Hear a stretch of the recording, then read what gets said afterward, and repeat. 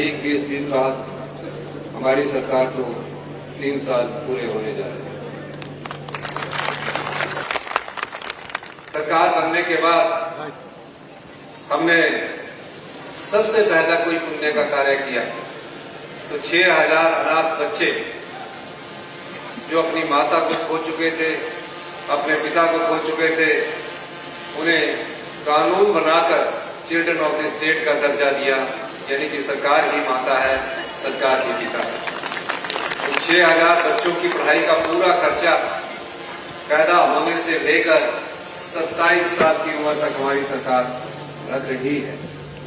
उसमें जब वो +2 के बाद 18 साल के बाद कॉलेज में जाएगा, चाहे वो इंजीनियरिंग कॉलेज है, चाहे कोई प्रोफेशनल कॉलेज है, चाहे मेडिकल कॉलेज है, उसकी सारी फीस का खर्चा हिमाचल प्रदेश की सरकार और हॉस्टल का खर्चा हिमाचल प्रदेश की सरकार देती है। और जिस तरह हम अपने बच्चे का पालन पोषण करते हैं, उसी तरह उस बच्चे को हर महीने 4000 रुपया पॉकेट मनी मिलती है और उसे गर्मी के कपड़ों के लिए और सर्दी के कपड़ों के लिए 2 बार साल में 10-10 हजार रुपया दिया जाता है। कोई त्योहार आता है उसके लिए भी उसे त्योहार फेस्टिवल के रूप में 500 रुपया दिया जाता है। ये वो पहला पुण्य कार्य हमारी सरकार ने उन अनाथ बच्चों के लिए किया जिनकी कोई आवाज नहीं थी। वो मुझसे कोई मांगने नहीं आए थे कि हमें ये दे दीजिए, क्योंकि मुख्यमंत्री बनने के बाद मैंने उस परंपरा को तोड़ा, उस व्यवस्था को तोड़ा जहां आप सचिवालय में जाकर अधिकारियों की बैठक लेते हैं। मैं सबसे पहले उन बच्चों के पास गया जो किसी न किसी तरह से अपनी माता को खो चुके थे, पिता को खो चुके थे। उनसे मैंने सीखा और आज मुझे खुशी है कि इस योजना का लाभ 6000 बच्चे प्राप्त कर रहे हैं।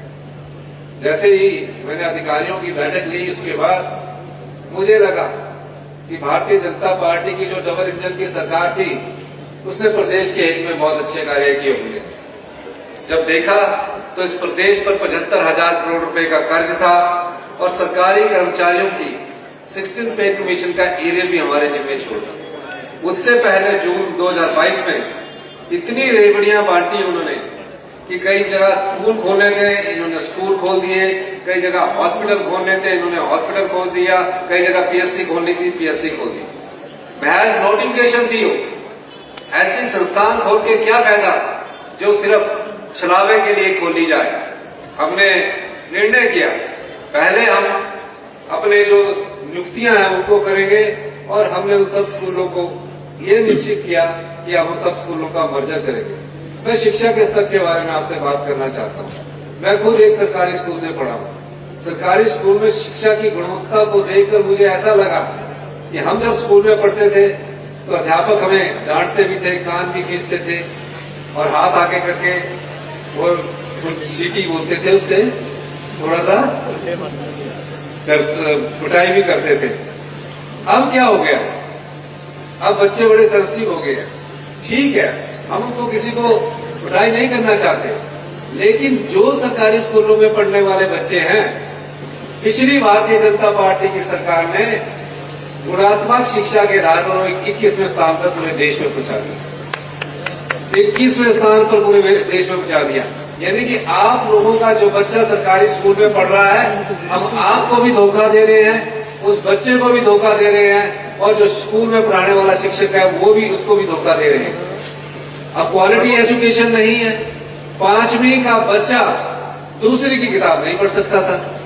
हम सवेरे बच्चे को बड़े लाड प्यार से तैयार होकर भेजते कि बच्चा स्कूल जा रहा है, अच्छी शिक्षा ग्रहण करेगा। हमने शिक्षा की गुणवत्ता में सुधार करने के दृष्टिकोण से सोचा, हमने फैसला लिए और हमने फैसला लेकर सबसे पहले क्या किया, सारे जो बोर्ड जो डायरेक्टरेट था, चाहे वो प्राइमरी डायरेक्टरेट था, चाहे वो एलिमेंट्री डायरेक्टरेट था और चाहे सेकेंडरी डायरेक्टरेट था, शिक्षा का स्तर एक ही तरह का, लेकिन 3-3 डायरेक्टर आपने बैठा दिए, 2-2 डायरेक्टर आपने बैठा दिए। फिर क्या हुआ, आधे तो ट्रांसफर में ही रहते थे क्योंकि विधायक मंत्री उनके ट्रांसफर लेके आ जाते थे, और आधे क्या होते थे, आधे पढ़ाते थे। हमने सबसे पहले कड़वा फैसला किया कि शिक्षा का एक ही निदेशालय बनाया जो स्कूल ऑफ सेकेंडरी एजुकेशन है। उसके बाद उस गुणात्मक शिक्षा में सुधार लाने के लिए हमने पाया कि जो सरकारी स्कूलों में पढ़ने वाले बच्चे हैं वो थोड़ा इंग्लिश में कम पढ़ते हैं, हमने पहली कक्षा से इंग्लिश मीडियम से सरकारी क्षेत्र के स्कूलों में पढ़ाई शुरू की। और अभी अभी बदलाव हो रहा है। हमने कहा कि गांव के बच्चों को, आम परिवार के बच्चों को भी एक अच्छे स्कूल की शिक्षा नीति लानी पड़ेगी। इसलिए हमने 100 स्कूल अगले एकेडमिक सेशन से सीबीएसई में खोलने का शुरू किया। और इसके लिए हम अलग से कैडर बनाएंगे, अलग से ड्रेस कोड होगा। और आने वाले एकेडमिक सेशन में जो उन स्कूलों में पढ़ेंगे, चाहे वो सरकारी स्कूल है, चाहे सीबीएसई के स्कूल है, चाहे राजीव गांधी डेवलपिंग स्कूल है, उन स्कूलों में पढ़कर जो बच्चा होगा, जब वो +2 और 10th के बाद निकलेगा तो आत्मविश्वास से भरपूर होगा। उसमें किसी भी टीचर की कमी नहीं रखेंगे। हमने सरकारी क्षेत्र में भी, जितने भी सरकारी क्षेत्र में है, 800 पटवारी के पद भरने जा रहे हैं, 800 और पुलिस कांस्टेबलों की भर्ती करने जा रहे हैं, 400 असिस्टेंट स्टाफ नर्सेस की भर्ती करने जा रहे हैं और 600 के करीब TGT medical, TGT non medical की भर्ती करने जा रहे हैं। आप कंपटीशन दीजिए। ये वो सरकार है जो पारदर्शिता में विश्वास रखती है।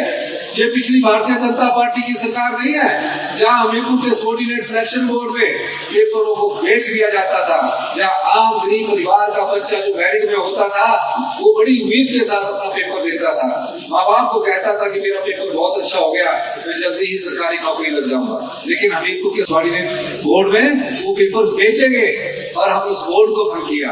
आज हमने वो सारा बोर्ड कंप्यूटर बेस पर कर दिया है। आने वाले समय में कोई भी आपका शिकायत नहीं आएगी कि पेपर बेचे गए हैं। और भारतीय जनता पार्टी की सरकार ने इन सब चीजों की अनदेखी की थी। हमने भ्रष्टाचार के चोर दरवाजों को बंद किया। मैं कहना चाहूंगा, पिछली भारतीय जनता पार्टी की सरकार ने भ्रष्टाचार के मामले में आंखें मूंद रखी थी। ये आपका बद्दी का क्षेत्र है, नालागढ़ का क्षेत्र।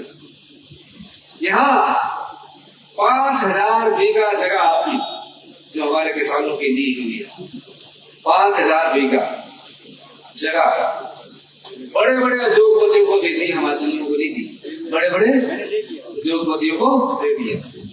नाम दिया कस्टमाइज पैकेज, जहां जनता की संपदा और प्रदेश की संपदा को कस्टमाइज पैकेज के नाम पर लुटा दिया गया। और किस तरह दिया गया? अगर आप अपनी जमीन की रजिस्ट्री करवाते हैं तो महिलाओं को 6% और पुरुष को 8% रजिस्ट्रेशन फीस देनी पड़ती है, चाहे वो एक विश्वा भी करवाए। यहाँ क्या हुआ? 5000 बीघा की ना तो कोई रजिस्ट्रेशन फीस लगी, ना ही कोई पैसा उसको रजिस्ट्रेशन के लिए देना पड़ा उद्योगपतियों को कस्टमाइज पैकेज के नाम पर देना। अब देखना यह है कि किसने लोगों को दी। बड़ा दुख होता है जहां हमारे लोगों को रोजगार नहीं मिलते। अगर ये 5000 बीघा का मैं अगर हम बद्दी के लोगों को ही प्लॉट दे देता तो कम से कम इससे ही 3000 करोड़ रुपया सरकार को आए होती और आपके लिए अच्छा जगह भी मिलती। और क्या किया? जो बिजली हम सर्दी में अक्टूबर से मार्च के बीच में 5 और 6 रुपए मार्केट से खरीदते हैं, इन्होंने कहा 5 साल तक आपको 3 रुपए यूनिट बिजली मिलेगी, जो पानी होगा वो भी फ्री मिलेगा और जो आप प्रोडक्शन करेंगे उसमें जो प्रोडक्शन करेंगे उसके लिए वेयर हाउस भी आपको सरकार बना के देगी। मैंने ये बात सुनी, मैंने कहा ये बहुत गलत बात है। हम सरकार में आए हैं, हम सरकार में सेवा के लिए आए हैं, हम संपदा को लुटाने के लिए नहीं आए हैं। जब तक मैं मुख्यमंत्री हूं ना प्रदेश की संपदा को लुटने दूंगा ना लुटाने दूंगा। इस दृष्टिकोण से मैंने उसके बारे में सोचना शुरू किया। मैंने पूछा कि ये कस्टमाइज पैकेज क्या है, और आज मैं दुख के साथ कहना पड़ रहा है कि 5000 बीघा 1 करोड़ 12 लाख रुपए में उन 5000 बीघा को 4 बड़े उद्योगपतियों को दे दिया।